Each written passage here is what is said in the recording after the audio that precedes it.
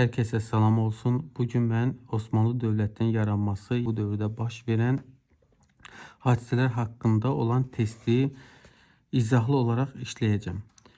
Demək, birinci suala gəlincə, 14-cü əsrdə Gelibolu'nun ələ keçirərək Balkanlar hücum üçün əhəmiyyətli mövqe qazandılar. Bizdə burada müxtəlif variantlar verilir. Bilirik ki, 1354-cü ildə Gelibolu'nu Orxan Qazi ələ keçirmişdi və bu da gələcəkdə Osmanlılar üçün Balkan yarımadasının ələ keçirilməsi üçün əhəmiyyətli bir rol oynamışdı. Burada bir də cavabımız D-bəndidir. 14-15-ci əsrdə Osmanlı dövləti sultandan sonra əsas vəzifə. Biz Qaraqoyunlu, Ağqoyunlu və Səfəvi dövlətində baş vəzir 4-cü şəxs sayılırdı. Məsələn, Qaraqoyunlu dövlətində birinci vəzifə padşah, Qaraqoyunlu və Ağqoyunlularda, ikinci Əmrül-Ümarə, üçüncüsü Sədr Əzim, yəni ruhanilər başçılıq edən, dördüncü isə baş vəzir idi. Səfəvi dövlətində də birinci şah, ikinci vəzifəni tuturdu vəkil, üçüncüsü vəzifəni isə Əmrül-Ümarə, dördüncü vəzifəni baş vəzir tuturdu. Osmanlı dövləti isə bu üç dövlətdən fərqli olaraq sultandan sonra ikinci şəxs baş vəzir hesab edilirdi. Deməli, cavabımız D-bəndidir. Üçüncü suala gəldincə, İldırım Bəyazid Bolqarıstanı tabe etdi. Yəni, deyək ki, hansı döyüş nəticəsində İldırım Bəyazid Bolqarıstanı tabe etdi. A və B bəndində Kosovo döyüşü 1389, Çirmən döyüşü 1371-ci ildə bu Sultan 1. Muradın dövründə Serbilərə qarşı Balkan yarımadası uğrunda olan döyüşləridir. Hər ikisində də isə bildiyiniz kimi Osmanlılar qələbə qazanmışdı. İldırım Bəyazidin hakimiyyəti də Sultan 1. Muraddan sonra 1389-1402-ci illərə aid edir və o 1396-cı ildə Nikbolu döyüşündə Serb birləşmiş qüvvələrini məğlub edərək Balkan yarımadasında öz mövqeyini gücləndirir, Bolqarıstan və Serbiyanı tamamilə özünə tabe edir. Deməli, burada doğru cavabımız C bəndi olacaq. Dördüncü sual Osmanlı dövlətinə aid olan döyüşü soruşur. Birinci döyüş Dəndənəkan döyüşü. Bu döyüş 1040-cı ildə bildiyimiz kimi Səlcuqlarla Qəznəvilər arasında baş vermişdi və Səlcuqlar qələbə qazanmışdı. Səlcuqlarda hökmdar 1. Toğrul, qarşı tərəfdə Qəznəvdə isə Sultan Məsud Qəznəvi olmuşdu. Sultan Məsud Qəznəvi.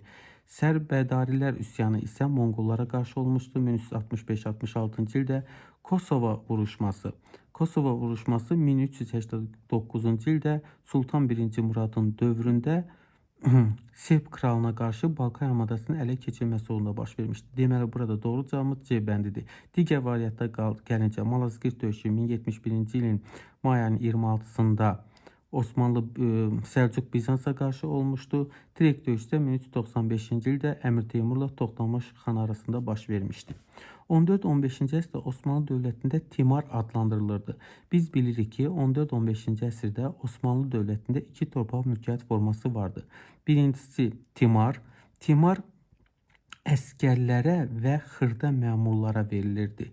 İkincisi isə ziyamət idi. Ziyamət isə 14-cü əsrin sonlarına başlayaraq iri məmurlara və qoşun başçılarına verilmişdi. Hərbi qüvvələrin başçısına xeyr, bu ziyamət dini idarə məxsus torpağa alınan vergidir. Xeyr, müsəlman olmayan əhalinin ödədiyi rüsum, əskərlərə paylanan torpaqlar. Cavab D bəndidir. 14-15-ci əsrdə Osmanlı dövlətində dəftərdar adlanırdı. Biz dedik ki, Osmanlı dövlətində sultandan sonra ikinci vəzifə baş vəzir sayılırdı. Ağqoyunlu, Qaraqoyunlu Ağqoyunlarda və Səfəvilərdə baş vəzir əsasən maliyyə işlərinə baxırdı. Osmanlı dövlətində isə baş vəzir vilayətlərin idarə olmasına və vergi toplanmasına baxırdı. Maliyyə işlərinə isə Osmanlı dövlətinə baxan dəftərdar idi. Yəni, maliyyə işlərinə rəhbərlik edən şəxs D bəndidir. Timar torpaq sahibinin mövcud olduğu dövlət, Osmanlı dövləti. 14-15-ci əsrlərdə Osmanlı İmperiyasının əskərlərə verilən torpaq mülkiyyət forması. Dedi ki, əskərlərə və xırda məmurlara timar verilirdi. C bəndi. Osmanlı dövlətindən yaradılan yeni piyada qoşunu adlanılırdı. Piyada qoşunu. Osmanlı dövlətində 14-15-ci əsrlərdə iki qoşun növü vardı.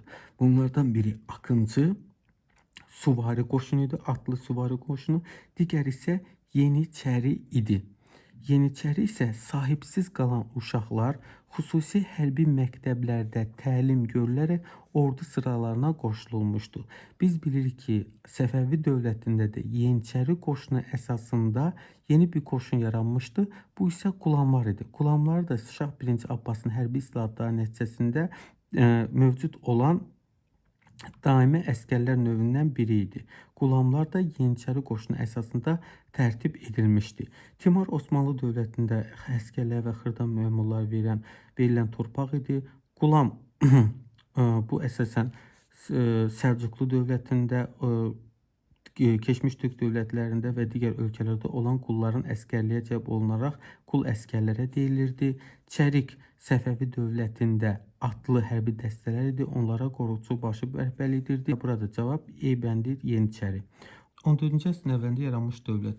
Bildiyimiz kimi Böyük Səlcuqlu yaranmışdı 1038, Böyük Moğol 1526, Göytürk 552-ci ildə, 1302-ci ildə isə Osmanlı dövləti yaranmışdı. Cavab A bəndi. Anadolu Səlcuq sultanı zəifləməsi nəticəsində Kiçik Asiyada yaranmış qüdrətli müsəlman türk dövləti. İlk öncə bilək ki, Anadolu Səlcuq sultanlığı 1157-ci ildə Böyük Səlcuq imperatorluğunun parçalanması və dağılması ərəfəsində yaranan dövlətlərdən biri idi və Oğuzların Qayı sülaləsindən olan, yəni Oğuzların Qayı tayfasında olan türklər də Anadolu Səlcuq sultanlığına sığınmışdı. Xüsusilə də Anadolu Səlcuq sultanı başçısı, yəni Sultanı Aləddin Keykubat Oğuz qaylarını Bizansla sərhəddə yerləşirdi. Lakin sonralardan Elxani hökmdarı Qazan xanın Anadoluya yürüyüş nəticəsində Anadolu Səlcuq sultanlığı xeyli zəifləmişdi və onun nəticəsində Bizansla sərhəddə yerləşən Osmanlı türkləri müstəqil dövlətə çevrildilər 1302-ci ildə. 12-ci sual, 14-cü əsrin əvvəlində Kiçik Asiyada yaranmış müsəlman türk dövlətlərinin banisi. Türk dövlətinin banisi Toğrul bəy Səlcuqlu dövləti, Əmir Teymur Teymurlər dövləti, İldirim Bəyazid Osmanlıların 4-cü hökmdarı olmuşdu. Osman bəy 1-ci bəy olmuşdu. Orxan Qazi isə 2-ci. Deməli, burada doğru cavab Osman bəydir. 1302-ci ildə 1326-cı ilə qədər hakimiyyətdə olmuşdu. 3-cü sual Osmanlı dövlətinə aiddir. Burada əvvəlcədən məlumat vermişdim. A bəndi Timar torpaq sahibi. Dəndənkan döyüşü Səlcuq Qəznəliyə aiddir. Soyqıra torpaq sahibi Ağqoyunlu, Qaraqoyunlulara aiddir. Panipat döyüşü nəticəsində Böyük Moğol dövləti yaranmışdı. Sərbədarilər üsyanı isə Moğol Teymurlərin dövründə Moğollara qarşı olan baş verən üsyan idi. Torpaq mülkiyyət formasına aid olduğu dövlətdə sxemə müvafiq olaraq müəyyən edin. Uc torpaqları Səlcuqlarda, Cagir torpaqları Böyük Moğolda, Timar torpaqları isə Osmanlı dövlətində. Burada cavab C bəndi. Böyük Səlcuqlu Uc, Cagir Böyük Moğol, Osmanlıda isə Timar. 15-ci sual Osmanlı dövlətində mövcud olan torpaq mülkiyyət forması.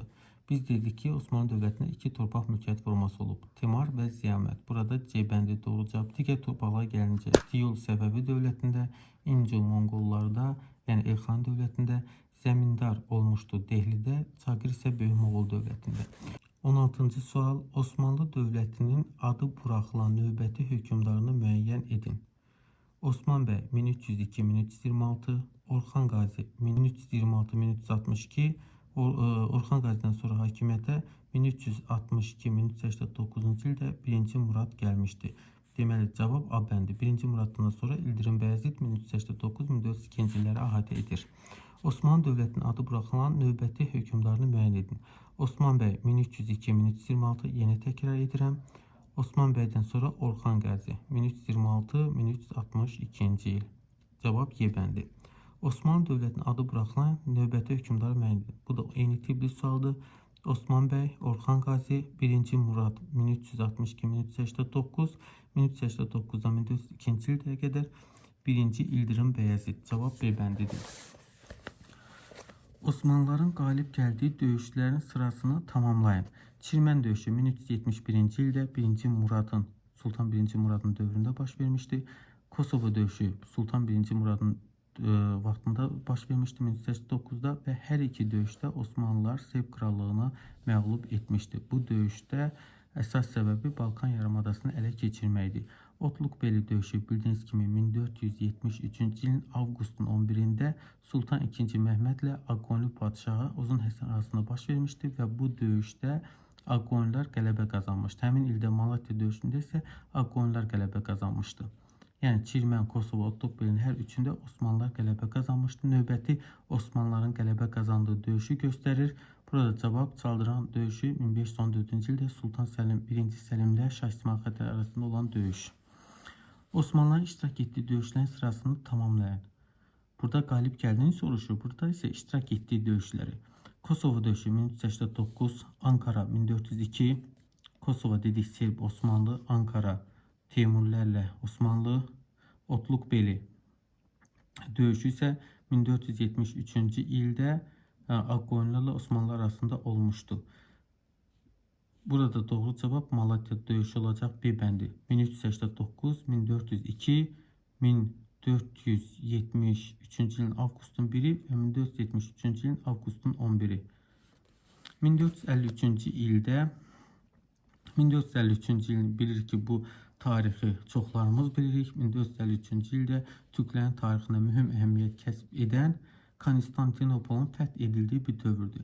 1453-cü ilin may ayının 29-da Sultan II. Mehmet Qızıl Körpü Qərblə Şərq dünyasını birləşdirən və 2-ci Roma adlandırılan Konstantinopol şəhərini fəth edərək Bizans dövlətinin varlığına son qoymuşdur. Cavab Y bəndi.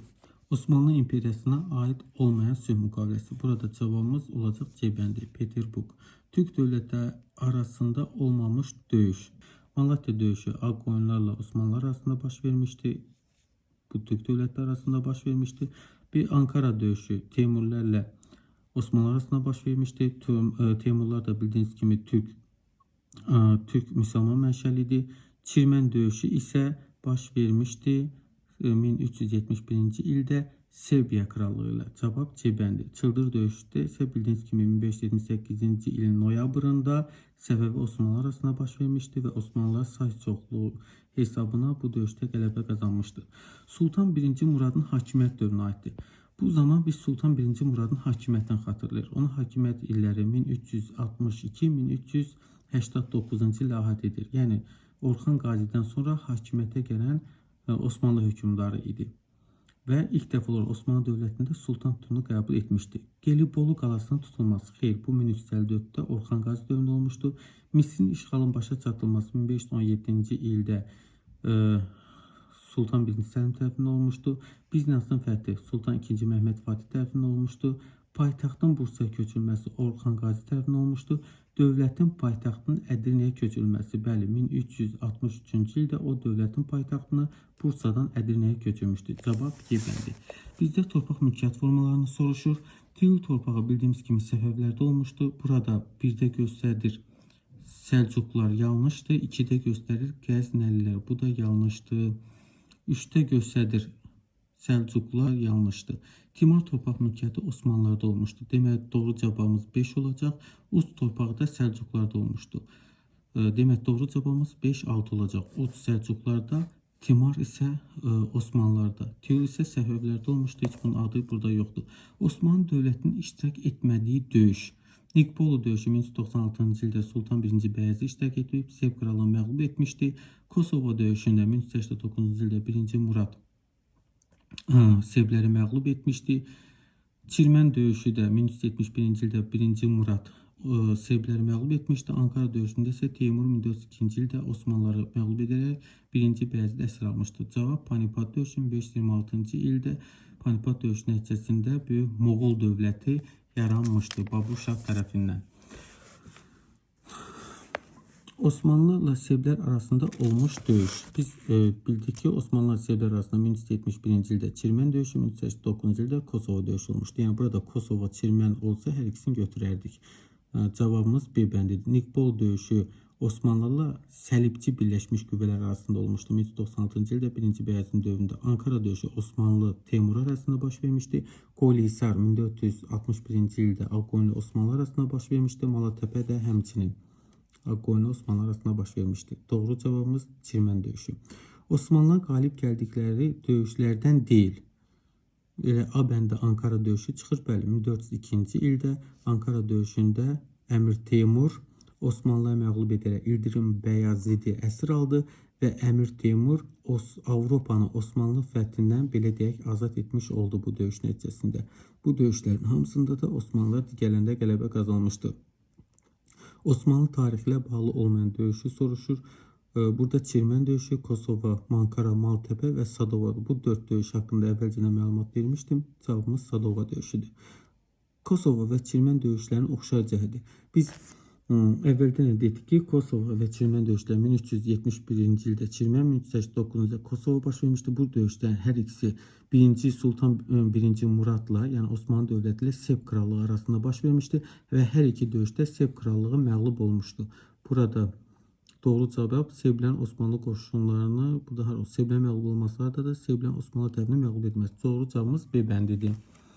Malatya və Ankara döyüşləri üçün oxşar cəhət. Hər iki döyüşdə bildiyimiz kimi Osmanlı dövləti məğlub olmuşdu. Malatya döyüşündə 1473-cü ilin avqustun 1-də Ağqoyunlara, 1402-ci ildə Ankara döyüşündə isə Teymurlara, Osmanlılara məğlub edilməsini seçəcəyi hansı variantda varsa B bəndi. Göstərilən aiddir. 14-cü əsrin əvvəlində Kiçik Asiyada yaranmışdı. 14-cü əsrin sonunda Bolqarıstanı işğal etmişdi. Yəni 1396-cı ildə bu cavab təbii ki Osmanlı dövləti olacaq. E bəndi. Osmanlı İmperiyası və İngiltərənin 16-cı əsr tarixinə aid oxşarlıq. Avropanı şərq ölkələri əlaqələndirən bütün cəd yollarını ələ keçirməsi. Bu Osmanlı dövlətinə aid deyil. Avstriyaya qarşı Fransaya müqavilə imzalaması, Avstriyaya qarşı Fransaya qarşı bunu Osmanlı dövləti ve İngiltere'de mövcud olmamış. Şimal Afrikanın işğal edilməsi, Osmanlı dövləti işğal etmişdi. İspaniya donanmasının məğlub edilməsi bu hər ikisinə aiddir. 16-cı əsrdə Osmanlı dövlətində 1541-ci ildə Osmanlıların Avstriyaya qarşı hücuma keçməsi nəticəsində İspaniya öz müttəfiqi, yəni Avstriyanı müdafiə etmək üçün Osmanlı mülkü olan Əlcəzairə qoşun yeritmişdi və bu qoşun bir hissəsi qasırğa nəticəsində məhv edilmiş, digər hissəsini Osmanlı dövləti məğlub etmişdi. 34-cü sual. Osmanlı İmperiyası və Teymuri dövlətinin 15-ci əsr tarixinə aid oxşar cəhət. Monqol dövlətinin süqutu nəticəsində yaranmaları. Xeyr, Osmanlı dövləti dedik ki, Anadolu Səlcuq dövlətinin süqut nəticəsində yaranmışdı. İcbari cəhətdən ulusla bölünməsi Monqollara aiddir. Bizans imperiyasının asılı vəziyyətə salınması aid deyil. Bizans dövlətini süquta uğratmışdı Osmanlılar. Ağqoyun dövləti tərəfindən məğlub edilmələri. Bəli, Ağqoyun dövləti tərəfindən Osmanlılar 1470 həm Qoyunhisarla Ağqoyunlu dövləti burada varsa, biz bu döyüşü 1473-cü ilin avqustun 1-də olan Maltepe döyüşünü göstəririk. Eyni zamanda Ağqoyunlar da 1468-69-cu illərdə Teymur Əbüsəidi Muğanla məğlub etmişdir. Cavabımız B-bəndə olacaq. 16-cı əsrdə Osmanlı İmperiyası və 17-ci əsr Səfəvi dövlətinin tarixinə aid ümumi cəhət. Qaraqoyunlularla diplomatik əlaqələrin saxlanması. Xeyr, nə Səfəvi dövləti yarananda Qaraqoyunlular artıq mövcud deyil. Çünki 1468-ci ildə Uzun Həsən tərəfindən süquta uğradılmışdı. İngiltərə ilə müharibə aparılmalı. Səfəvi dövləti bildiyimiz kimi 1621-ci ildə İngiltərənin əbədi dostluq haqqında müqavilə imzalamışdı. Yəni Səfəvilərin tarixində ingilislərlə müharibə aparılması qeyd olunmamışdı. Portuqaliya ilə mübarizə aparmaları. Demək, 16-cı əsrdə biz dedik ki, 1569-cu ildə Sultan II Səlim İndoneziyanı işğal etmək istəyən Portuqaliyanı İndoneziya müsəlmanlarının xahişi ilə məğlub edərək yerə oturtmuşdu. Bu 16-cı əsrə düşür.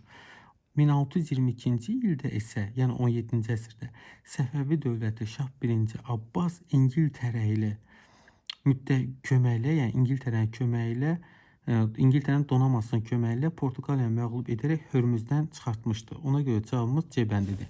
36-cı sual. Osmanlı hökmdarı 1-ci Muradın hakimiyyət dövrü üçün səciyyəvi idi. Dediyimiz kimi Osmanlı dövləti 1-ci Muradın hakimiyyət illəri 1362-1389-cu ildə əhatə edir. Orxan Qazidən sonra hakimiyyətə gəlmişdi. Ədirnənin paytaxta çevrilməsi bəli 1363-cü olmuşdu. Cavabımız A bəndidir. Digər cavablar gələcək. Nikbolu döyüşü 1-ci Bəyazıda aiddir. Bolqarıstan Şanbay 1-ci Bəyazıd, Teymur dövləti ilə müharibə aparması İldırım Bəyazıda aiddir. Vəktorpa bu da mövcud olmamışdı Osmanlılarda. Cavabımız A bəndidir. 37-ci sual. Osmanlı hökmdarı 1-ci Muradın hakimiyyət dövrü üçün səciyyəvidir. Yəni Tibri Sultan sual soruşur. Sultan titulunu qəbul etməsi. Bəli, mən digər testlərdə işləyərkən əlavə məlumat vermişdim ki, Osmanlı dövlətində ilk dəfə olaraq Sultan titulunu 1-ci Murad qəbul etmişdi. Osmanlı ordusunda yeni çərilər. Biz dedik ki, Osmanlı ordusu iki hissəyə bölünürdü. Atlı, süvari qoşun, akıncılar və piyada qoşun olan yeniçərilər. Yeniçərilər də sahibsiz uşaqlar toplanılaraq xüsusi hərbi məktəblərdə təlim keçərək Osmanlı ordusuna cəlb edilirdi. Qulamlar adlanan atlı feodal qoşun idi. Xeyr, qulamlar əslində Səhvi dövlətində idi. Onlar da piyada qoşunu idi, yəni atlı deyildi. Qorçu adlanan silahlı piyada dəstələr idi. Xüsusi hərbi məktəblərdə təlim keçənlər idi. Mən dediyim sualın cavabı indi testdə gördünüz. Cavab C bəndi. 15-ci əsrin ikinci yarısında Osmanlı dövləti hansı ticarət yollarını nəzarət altına aldı? Biz dedik ki, 1453-cü ildə Sultan II. Məhəmməd Fatih əvvəl bu testdə, bu tipli test düşəndə, yəni Konstantinopolun fəth edilməsi haqqında dedim ki, şərqlə qərbi birləşdirən, yəni şərqlə qərbi birləşdirən Konstantinopolun fəth edilməsi indi İstanbul şəhəri bildiyimiz kimi Avropa, Asiya ticarət yollarını indiki dövrdə də birləşdirən bir qovşaqda yerləşir. Ona görə də burada cavabımız olacaq Avropa ilə Asiyanı birləşdirən ticarət yolları. Cavabımız burada axtarırıq. Bəli, cavabımız D bəndi. Avropanı Asiya ilə birləşdirən və Kiçik Asiyadan keçən yollar. Kosovo vuruşmasının nəticəsi. Mən dəfələrlə burada söylədik. Yəqin ki, bunu artıq siz sözünüzdə demədən bildiniz. Kosovo döyüşü yenə məlumat verim ki, 1389-cu ildə baş vermişdi. Osmanlı dövlətinə bu zaman Sultan 1. Murad idi hakimiyyətdə və bu döyüşdə Osmanlılar Serbləri məğlub etdi. 1371-ci ildə də Çirmən döyüşündə Osmanlılar Serbləri məğlub etmişdi. Bu zamanda hakimiyyətdə 1. Murad idi. Kosovo döyüşü əslində Serblərin qisas almaq üçün, Çirmən döyüşünün qisas almaq üçün başlatdığı döyüş idi. Bu döyüşdə yenə də Serblər ikinci dəfə ağır məğlubiyyətə uğradı.